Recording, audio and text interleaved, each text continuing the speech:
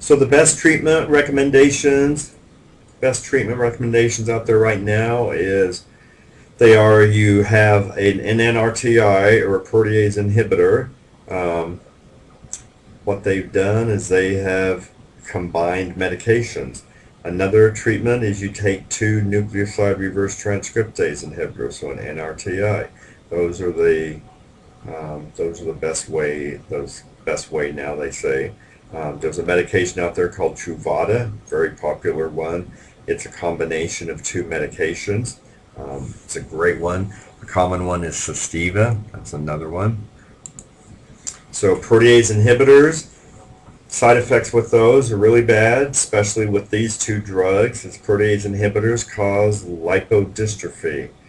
Lipodystrophy is a transfer and your fat deposits places you're not used to.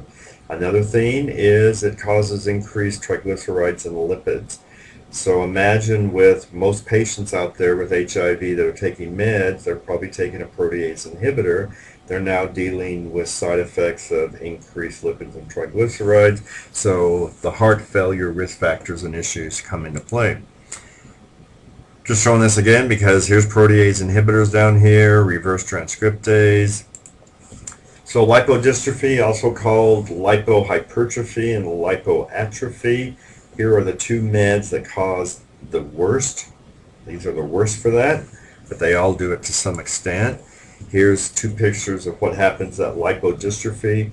Notice the face, it's more sunken. The fat redistributes or in the cheek. Or common is back on the neck. You get a fat distribution there. You also get one on the stomach. So common for PIs. The other thing about medications, these medications, they cause insulin resistance. So if you have an increase of insulin, what's that going to do to your blood vessels? Cardiovascular disease, that's a big issue because you've got medications that cause increased lipids. You mix that with age, family history, smoking, then you've got a lot more problems going on with patients other than just the medications and HIV. So drug combinations, cocktails. They're making drugs that combine things, so it really reduces your number of pills. You can get different combinations to work with the adverse side effects, compliance or regimen. So the number one thing we ask patients basically is, which side effects can you not live with? Let's change the medications and see if we can come up with better side effects that would be better for you. So just because one or two meds are not the best and you don't like them doesn't mean we can't come up with another one, and that's what they try to do. So here's common ones for your NNRTIs. Sustiva is a very common one. That's probably the most common one you hear now.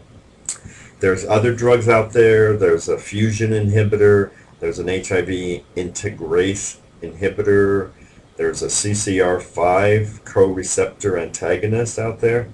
Lots of new meds coming on the market. So this medication right here, this new one, that is a CCR5 antagonist. So it's an early inhibitor, entry inhibitor. That's going to be helping so the HIV virus does not attack those receptors on our CD4 cells. Just so they again, so if you want to look at that, all the different stages. So other possible treatments. A lot of patients, when they acquire an opportunistic disease, depending on what it is, interferon or interleukin. We talked about earlier how you administer interferon, the side effects. What are those? Are those good? Do they have their own inherent problem with it? So lots of meds, a lot of different side effects. Nausea, vomiting, rhabdomyolysis. Some of the meds attack mitochondrial toxicities. A lot of the meds cause loss of appetite. So we can give patients two medications to try to boost their loss of appetite. One of them is Marinol, dronabinol, that's a synthetic THC. That's the compound in marijuana, so that boosts people's appetite. They get the munchies. Another one is Megaze, megestrol acetate. That'll also boost your appetite. A lot of patients have a loss of taste. Another thing that's happening, they're seeing is some of the medications cause osteonecrosis. So basically hips are going bad and they need to replace hips. A lot of studies going on about that, which medications cause that. So basically what we end up having then, somebody is living longer, but they're living with a chronic illness. So with the medication, the side effects, medication toxicities, all the side effects, it's a very complex lifestyle, living with HIV and taking medications. The other thing we have are nutritional concerns.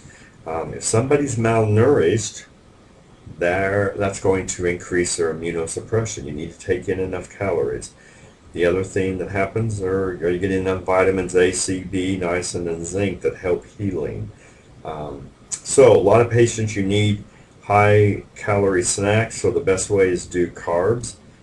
Eating with somebody helps. Pasteurized milk is something they need to make sure they have, and then being very careful with cutting up food, not having any raw food. Here's some other things they need to watch out and avoid with HIV. They also need to manage stress. You need to realize stress is going to increase your cortisol level. Increasing your cortisol level is going to have a factor on your health. So regular sleep, exercise, they should be getting routine vaccines, prophylactically. Holistic therapies come into play. They need to be careful with pets. Lots of pets carry different diseases. A normal person with a good immune system and high CD4s would not be bothered, but cats carry toxoplasmosis. That's in their litter box. Large birds have histoplasmosis, and Mycobacterium avium complex. What kind of things do these cause with the patients? These are now other symptoms and things you need to treat. So compliance and adherence. You got to have a good relationship with your doctor to be able to decide when to start meds, when to change meds. It's got to be very open. Financially, these meds are not cheap. You need to have insurance. If you don't have insurance, there's issues with that. At the bottom of this slide, we have the AIDS Drug Assistance Program, ADAP. Pretty much every state has this. If a patient needs HIV meds and can't afford it, they can get them free or very cheaply. So, adverse drug effects, reason for missing meds. You don't like the dosing, too many pills, you don't like the food restriction. You have to take it with food on an empty stomach, eat it after. So these are all reasons people miss meds. A big one up here, you feel depressed and don't want to take your pills. So strategies for compliance. Let's reduce your interaction and side effects. Let's reduce the number of pills. Let's manage the pills better. Which side effect can you live with? Support groups out there so you can talk about the issues.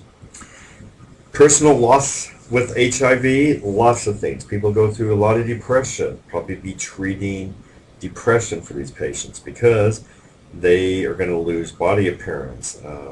Different medications and diseases will attack the brain and other parts of the body. So loss of body functions, they may lose their job, lose insurance, physical intimacy, peace of mind, support group, they may lose their family when they comes out they're HIV positive.